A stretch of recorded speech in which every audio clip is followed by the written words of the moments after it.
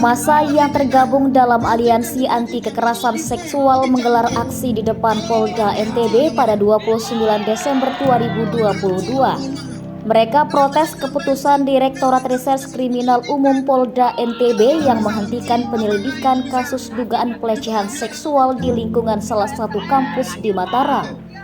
Kandasnya penanganan kasus pelecehan seksual ini dinilai merampas nilai moral hukum, menutup akses korban terhadap keadilan dan membiarkan merebaknya kekerasan seksual di dalam kampus.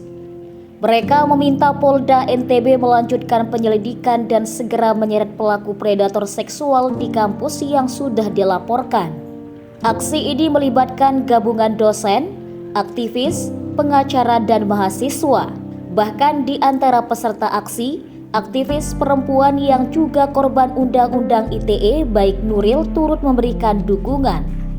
Hari ini kita mendatangi Polda untuk kesekian kalinya. Kita mempertanyakan tindak lanjut laporan kasus pelecehan seksual untuk kesekian kalinya.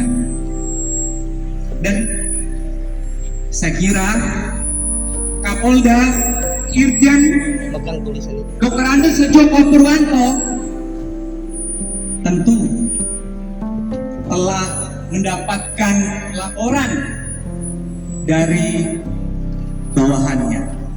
Pertanyaannya, mengapa hingga hari ini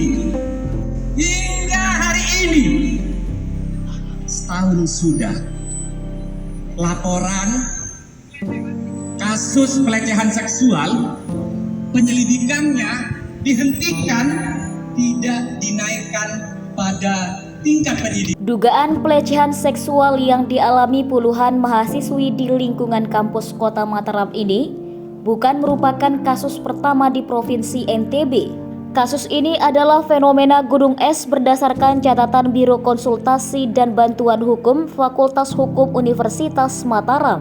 Karena itu, dengan dihentikannya penyelidikan dugaan pelecehan seksual sebelumnya, dinilai menambah catatan buruk kinerja institusi kepolisian. Kesimpulan saya saat itu bahwa kasus tersebut sudah jelas merupakan suatu tindak pidana yang dirumuskan di dalam pasal 2 rancangan KUHP, yang intinya adalah bahwa bersetubuh dengan orang yang berdosa atau tidak berdaya. Itu kemudian jelas tindak pidananya ada. Kemudian untuk proses pembuktiannya, saya melihat di situ ada beberapa alat bukti yang ada, yang pada saat itu yang saya analisis, misalnya keterangan saksi.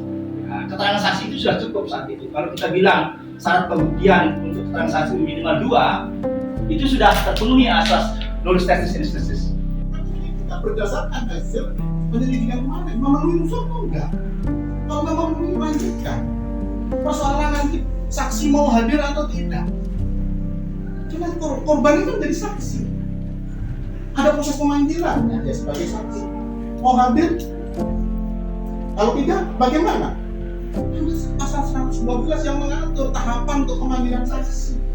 Akhirnya masa aksi ditemui Direktur Reserse Kriminal Umum Polda NTB Kombes Pol Teddy Ristawan dan Kasubdit 4 AKBP Nipujawati.